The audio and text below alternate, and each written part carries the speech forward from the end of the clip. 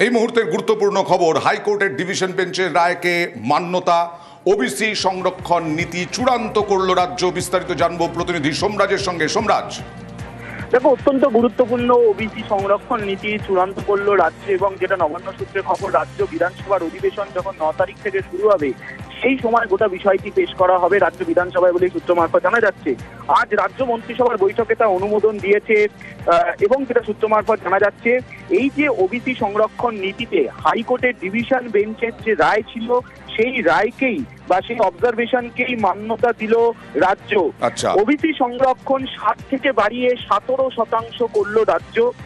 যেটা আরো জানা যাচ্ছে, মোট 140টি জাতিকে ওবিসি সংরক্ষণ তালিকায় অন্তর্ভুক্ত করা হয়েছে। এর মধ্যে 76টি জাতিকে নতুন করে অন্তর্ভুক্ত করা হয়েছে সমীক্ষার ভিত্তিতে। তুমি জানো, ওবিসি সমীক্ষা চলছিল গোটা রাজ্য জুড়ে, এবং সেই সমীক্ষার ভিত্তিতে 76টি জাতিকে নতুন করে অন্তর্ভুক্ত করা হয়েছে।